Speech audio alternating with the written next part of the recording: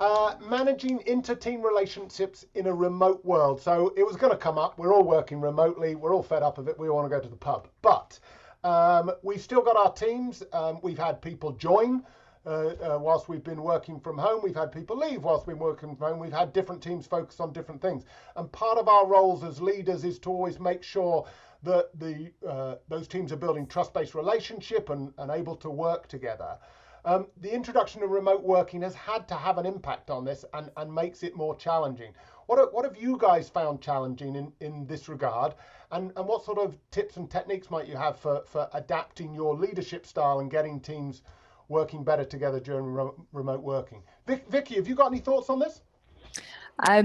Yes, absolutely. I think it's a huge piece that obviously affects all of us a lot at the moment. The world changed under our feet incredibly quickly in most businesses. I think the building trust piece that you mentioned there, David, is absolutely the crux of the issue. How do you enable teams to maintain that level of understanding, of trust, knowledge of the individuals? I mean, trust is knowing, expecting that you know how somebody's going to approach something or react to something.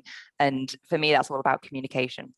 And I think we all know it was, before this world, we all used to talk about, emails are a terrible way of communicating. Slack is a terrible way of communicating, written communication. And I think Zoom has, it's not quite at that end of the spectrum, but I think it does remove so much of the context when you're not sat next to each other physically in an office. And I think that's the thing that you need to compensate for when you're managing your teams, when you're putting the ways of working in place, when you're putting the structures in place. And I think one of the things that we found, we're very lucky in engineering at Zego to have a fantastic team of engineering managers.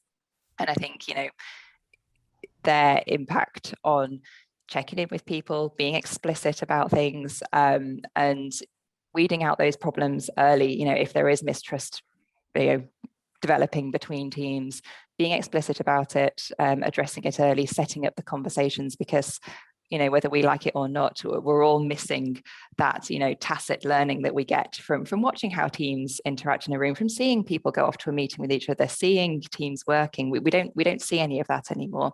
And I suppose for me as a leader, one of the main concerns I have is for junior employees who might be in, one of their first roles. There's so much learning goes on in the team about, what does that team over there do? I don't necessarily have a reason to work with them or to go to their meetings, but I'm in the office and I can see what they do. I can see they go off and have their team meeting. I can see what they're writing on the whiteboard.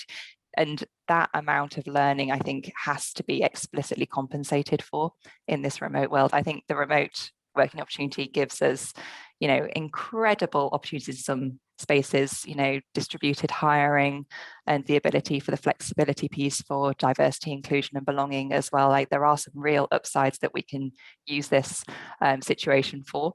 But I would say we need to be very, very careful about making sure that people are aware of who everybody else is, how they work, what they're doing, and making sure we've got those trust points. One of the practical things we've done is just to introduce check-ins at the top of meetings. 10 minutes. How is everybody? What does the world look like to you at the moment? Before we delve into the transactional nature of whatever meeting or one-to-one it might be, how are people doing? What does the world look like to you at the moment? Because I won't have seen it. And I think that's quite a powerful tool to deploy.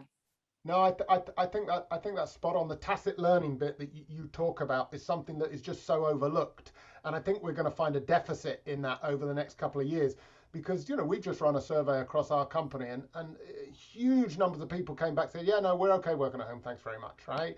And they don't know what they don't know, yeah, and they're going to miss out on some of the more junior employees. Tony, you've got quite a distributed organization already, right? You're used to working in a very distributed way for multiple customers all over the place.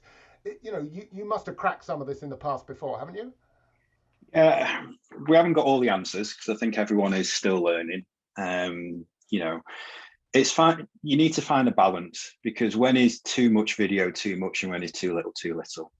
It's not every meeting should be a video call. Not every, back-to-back Zoom meetings, Teams meetings, whatever they are draining on people. So it's finding a fine balance.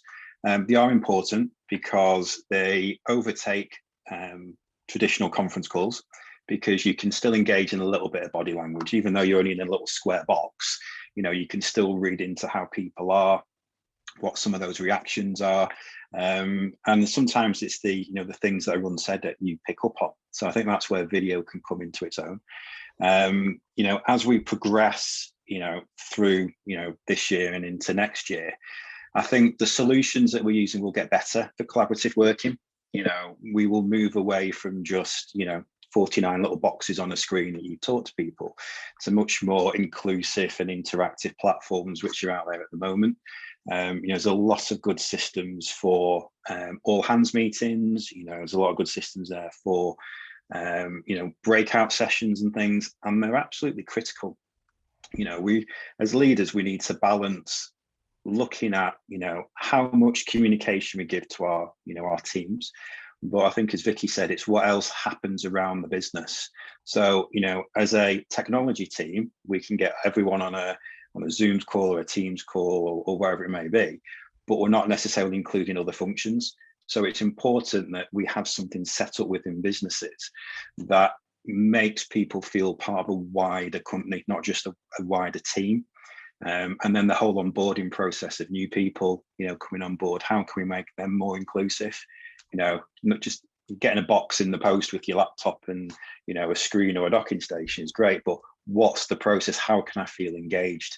I think as offices open up more, we're never going to lose the office, but the office is going to be much more collaborative. It's going to be much more of a location you go for that social interaction and meaningful discussions. Yeah, I think that's so spot on. And I would say to both of the points, like it's not even about like there's also a piece of it, not tacit learning, but tacit relationships, right? Like when you make a tea with someone, you just learn a little bit more about them. Like, oh, what did you do over the weekend? And I think you need some setup for the all hands, but you also need some way to get that personal relationship. So it's not just a transactional relationship. I actually managed a remote team when we didn't have a travel budget and we were moving a team from India to China. But I think that we actually set up conversations around like, who are you as a human? Like, what were the jobs you had before this? And like, what do you do outside of work? And what brings you energy? And like, what are the ways you like to work? Would you rather do audio or get a message? And I think that a lot of our startups are starting to do things like this, or even like giving people virtual coffees, but like finding ways to connect with each other one-on-one that are not just about a work, the deliverable to be done. And I think there's I think that's it. That's absolutely one of the key points. We've got a fantastic, HR lady. And on some of our like groups for different offices, they've got cooking competitions that go on. They've got, sports competitions, quizzes, all these types of things which engage people. Because if this is, the platform in the world that we're working in, it can't just be about work. There has to be some social interaction there, as there was in the office, when people used to go out for coffee at lunchtime or, go grab the lunch together. There needs to be that sort of element as well. So I think that's really important, the way we engage them from a non-work perspective as well. And just the last thing on this as well, education of managers and leaders has to be key, because this is new for them. I know people who have never managed remote teams before, who are just used to managing people in an office. Well, doing it remotely is very, very different. It's a very different skill set. I think as corporates and organizations, we need to ensure we invest in that training for our leaders in order to look after their teams, because it's brand new to them.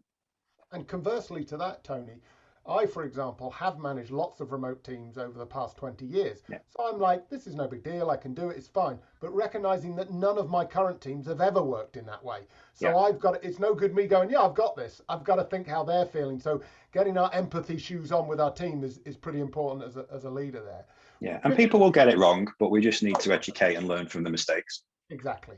Richard, as a CEO, in a technology-driven industry, you're always looking for the right talent. One of our panelists, one of our audience, Nicholas, has said, how are we addressing in the current world context things like career transformation, right? So you obviously need everybody in your organization to be at the top of your game, but is there opportunity here for, I've suddenly got ballet dancers converting to security people in my mind, but is there an opportunity here for us in this remote world to help people with that technology, that career transformation? Yeah, I think there is. I mean, I do agree with the point that was made earlier around, I think learning when you're starting from scratch is harder in this remote environment. I think that's definitely a harder thing, but I don't think there's been a change zone, particularly a faster growing company or a large company. I think both those situations create a fast-growing company naturally creates opportunity for people to progress and change roles if they prove themselves to be sort of flexible and adaptable, which is often some of the key skill sets for a fast growth company. But also a large company, I mean, I guess there you have to go out of your way to make it happen more. But clearly, if you've got, I used to work at HPC, they had 250,000 people. The ability there to create rotational schemes, which actually they're very good at, where people could move between disciplines, between countries, and really broaden their learning was very high. So I think, it's just one where I think that learning skills from scratch is just, well, technical skills probably easier to a degree because Coursera, or there's lots of good things out there that help you learn the sort of the theory, I guess, is applied versions of that, and particularly how it's done in your company that can be harder. And then softer skills, I think, is very hard to teach remotely. So that's something where I guess the sort of the flexible model we were talking about earlier, that the degree of being in the office at least some of the time to help drive that softer skills and learning around that is definitely key. I agree, and I don't think we've seen the completion of this yet, because as we're starting to maybe get back to some office working, I think we're going to spend another year, 18 months working out what that balance looks like and how to set up the physical office, dealing with people working in teams when half the team is remote and half the team is in the office. So even though we've been in this situation for a year and we've all taken to Zoom like ducks to water, I think it's going to go again. I think it's going to all change again over the next year, 18 months. And that's going to be a little bit of a mind-boggling thing.